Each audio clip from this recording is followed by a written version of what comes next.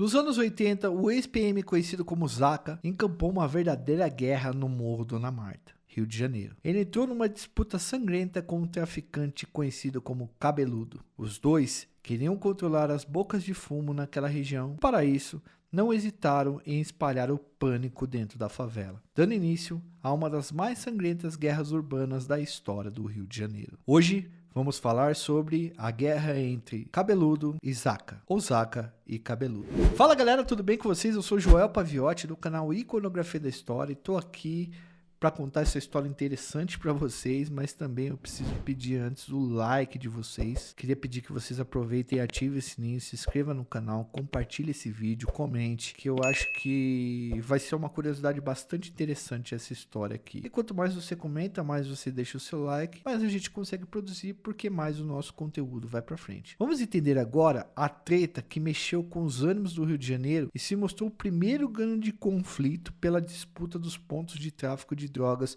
em comunidades do Rio de Janeiro. Hoje a gente vai falar para vocês sobre a história dessa guerra entre Zaca e Cabeludo e vocês vão entender muita coisa sobre a organização do tráfico de drogas no Rio. Então, editor, roda a vinheta.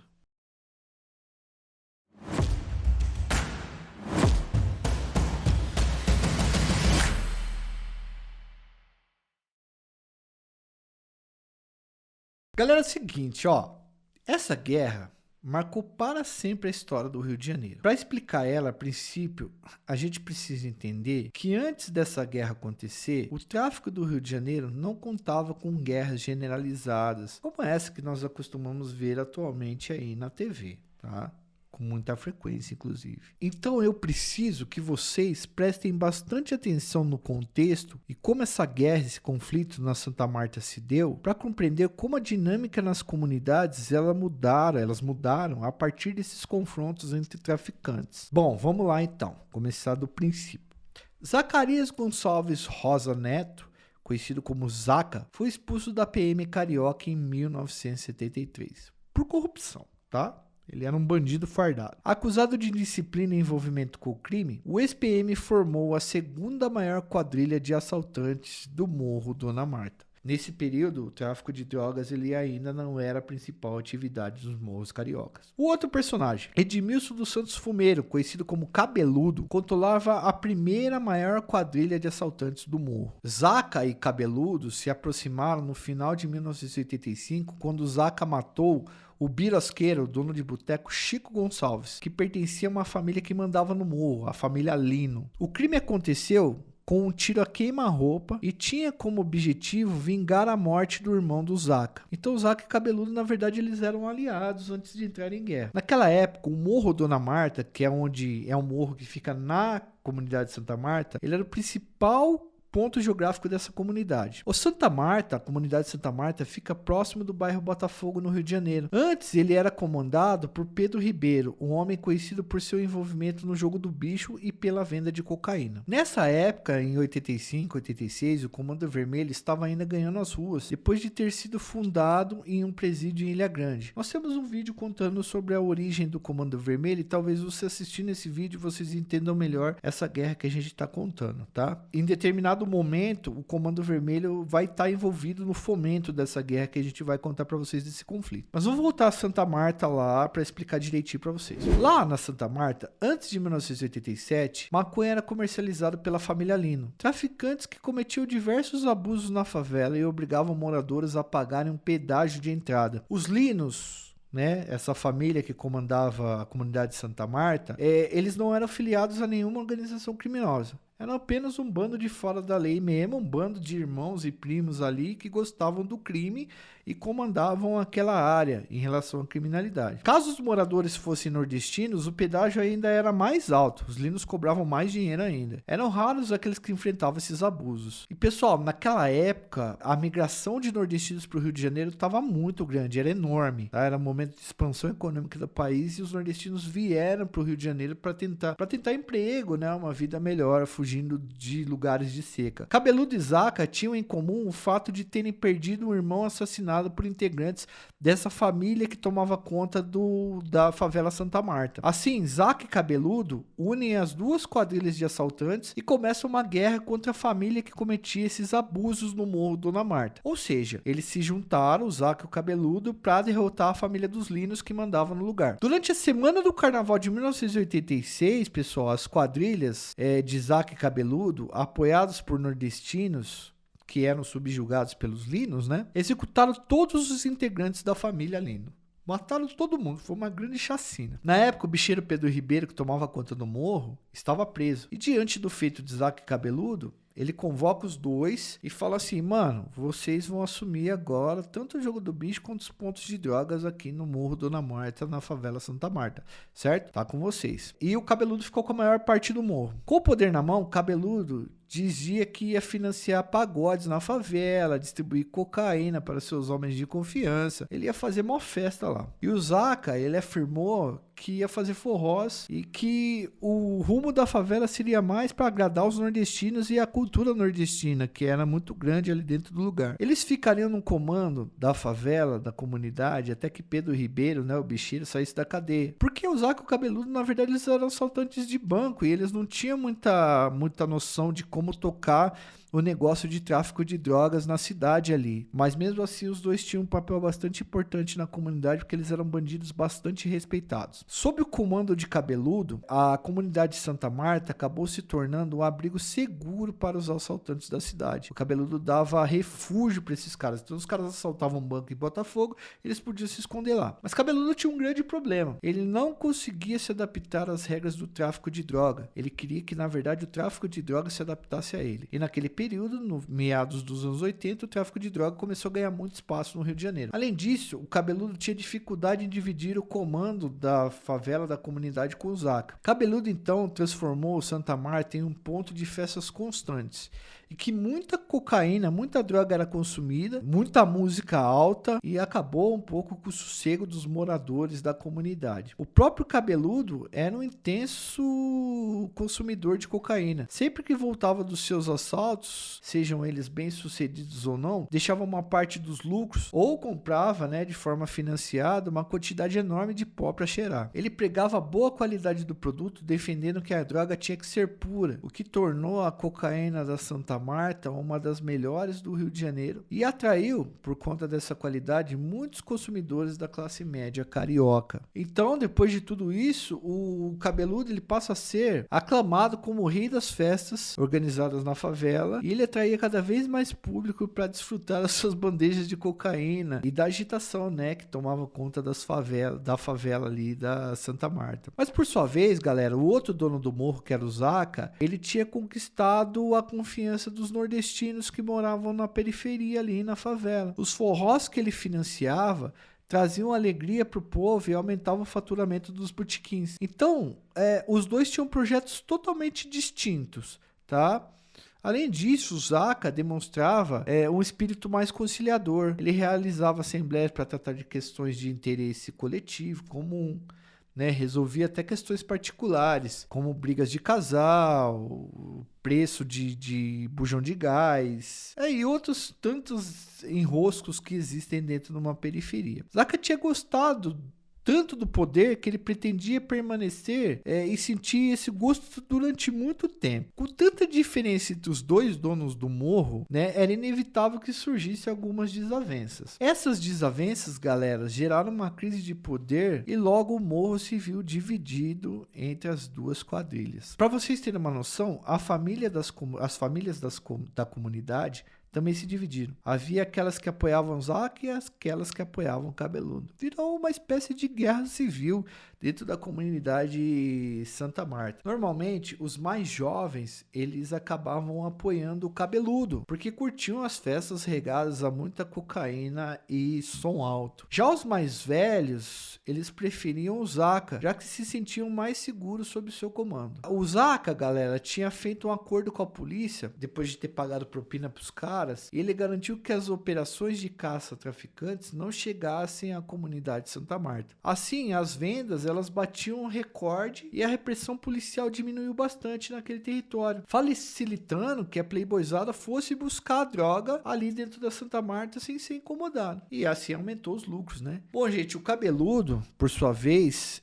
embora fosse bastante gentil, solidário e gente boa, quando não estava sob efeito de cocaína, né? Nos momentos em que ele se drogava, o Cabeludo se tornava um cara muito imprevisível. Era muito arriscado ficar do seu lado em momentos que ele tava muito doido, ligado? Era um cara que não tinha muitas organização das ideias quando ele tava loucão. A sua estabilidade emocional aumentava cada dia. Ele ia se tornando perigoso para a comunidade e chegou o dia que o Zaca reuniu uma assembleia para discutir o afastamento do Cabeludo no comando, porque a galera que morava ali, os mais velhos principalmente, começaram a ter medo do Cabeludo. Pô, o cara fica muito louco e ameaça matar gente, ameaça bater na gente que é comunidade. Mas no meio dessa discussão, eles foram surpreendidos pela chegada do Cabeludo. O Cabeludo chegou no meio da assembleia que o Zaca tinha organizado e a situação se tornou tensa. O Zaca e o Cabeludo entraram num embate direto, cheio de ofensas, um xingando o outro, um xingando a mãe do outro.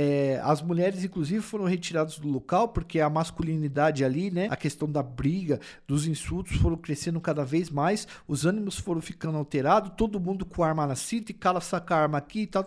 E uma troca de tiros fez com que se iniciasse uma guerra na comunidade de Santa Marta. Depois de muita mediação, ficou acordado que eles pediriam a opinião do Pedro Ribeiro, que era o bicheiro, que era dono do morro, né, antigo dono do morro, que seguia preso naquela época. Aí o Pedro Ribeiro, ele envia uma carta da cadeia na qual ele divide o morro e fala assim: gente, Zaca e Cabeludo, vocês estão brigando, mas vocês estão com o morro provisoriamente. Quem vai tomar essa função de dono do morro e vai mandar em vocês dois é o meu filho, Pedro Ribeiro Júnior, que tinha o apelido de Perereca. Então, Pedro Ribeiro, que é o bicheiro que estava preso, que mandava na comunidade de Santa Marta, que tinha dado o poder pro Zaca e pro Cabeludo, né, para apenas auxiliar o seu herdeiro, falou: mano, larguem mão de brigar e, por favor, deixa o meu filho tomar conta dessa comunidade. Zaca e Cabeludo não gostaram do tom da carta. A desavença entre os dois rivais se intensificou mais ainda quando Cabeludo levou um tiro em uma emboscada. Se liga na fita. Segundo testemunhas, o autor dos disparos, né, que fizeram essa emboscada, os disparos que feriram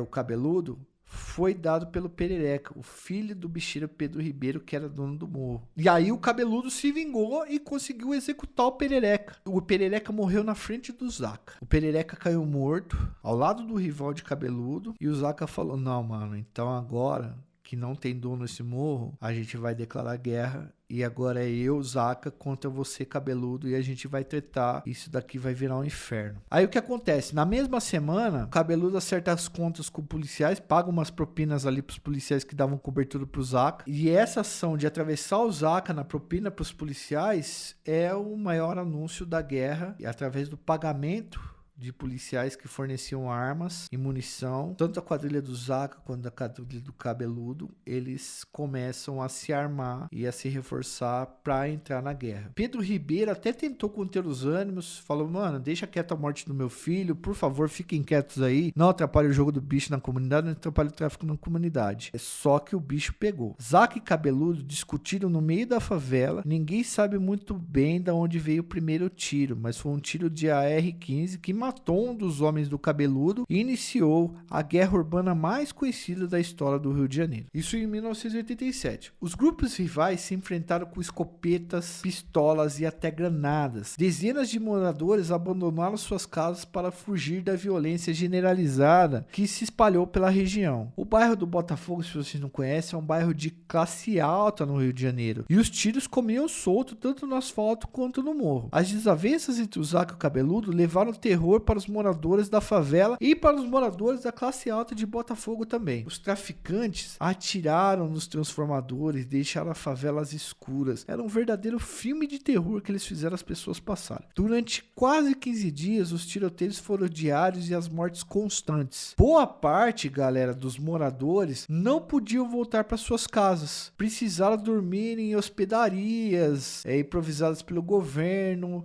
em ginásios ou ao pé do morro. Então, para vocês terem uma noção, eles passaram 15 dias sem poder voltar para casa. Os grupos, para vocês terem noção, tanto do Zaca e do Cabeludo, eles tinham até assessores de imprensa. Um deles era um cara chamado Chico Bocamole, que aparecia em entrevista com armas na mão, contando o que estava acontecendo e ameaçando um monte de gente. Vou até pedir pro editor colocar a foto dele aí para vocês, ou um vídeo dele aí para vocês. Também foi no meio dessa guerra que foi tirada uma das fotos mais famosas da história do tráfico do Rio de Janeiro. A imagem, galera, era de Carlinha do Rodo, uma menina de 14 anos de idade com uma arma na mão. Vou pedir pro editor também colocar para vocês. Ela era do grupo do Cabeludo, mas depois ela foi morta a pauladas, acusada de traição. A gente vivia naquele momento um período que a gente começou a compreender a infantilização do crime no Rio de Janeiro. Na época passou até a se discutir a questão da infantilização do crime nos morros cariocas e como fazer para deter esse tipo de infantilização. Aí no dia 22 de agosto de 1987, 22 pessoas foram detidas pela polícia e uma ação policial que contou com 120 soldados de diferentes batalhões. O governo do Rio de Janeiro precisava dar uma resposta rápida para essa guerra que estava acontecendo. No dia 26, mais 20 criminosos foram presos,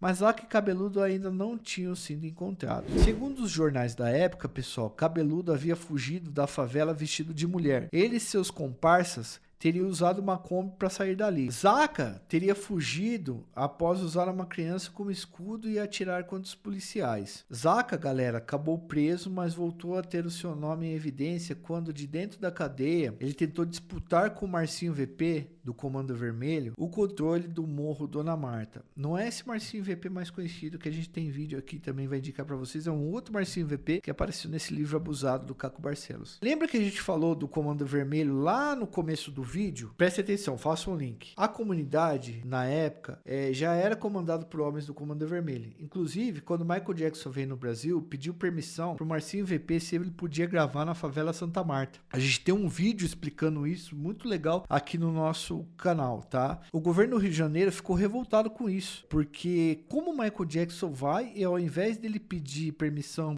pro governo do Rio de Janeiro, ele pede para um traficante. Cabeludo foi assassinado aos 32 anos de idade, quando tentava roubar um carro na Tijuca após ter fugido ali da Santa Marta. Zaca foi preso em 1989, mas fugiu da cadeia em outubro de 1999, quando era transferido para uma colônia agrícola na cidade de Magé. Condenado a 34 anos de prisão, Zaca foi preso novamente em 2001, mas negou estar tentando retomar o controle do Morro Dona Marta. Segundo Zaca, ele estava sozinho, pobre, passando necessidade, e na verdade ele queria sossego, ele queria voltar para o Ceará. Colocado no regime semiaberto, ele fugiu novamente em 2006 e a gente não encontrou mais informações do paradeiro desse cara nos dias de hoje. É interessante a gente notar que essa guerra da comunidade Santa Marta, mais especificamente no Morro Dona Marta, foi uma das primeiras guerras de várias guerras que foram travadas para definirem pontos de venda de drogas no Rio de Janeiro e nas comunidades cariocas. Após essa guerra de 1987 travada entre o Zaca e o Cabeludo, outras guerras apareceram, outras guerras foram travadas dentro de comunidades, mas aquela em 1987 era a primeira vez que o Rio de Janeiro realmente experimentava o que era uma guerra pesada entre pessoas da criminalidade com armas de grosso calibre, com poder de fogo e com muitas pessoas para disputar o território. Bom, galera, espero que vocês tenham gostado desse vídeo. É uma história realmente um pouco complexa do Zaca e o Cabeludo. A gente indica aqui as fontes para vocês e as referências nos primeiros comentários. Eu espero que vocês possam deixar o like de vocês, além do like, fazer inscrição no nosso canal, ativar o sininho e, claro, se possível, virar membro do nosso canal para nos ajudar a produzir ou nos dar um presente também aí com os outros botões que você tem aí nesse canal. Um forte abraço a todos. Eu sou Joel Paviotti, do canal Iconografia da História. Falou!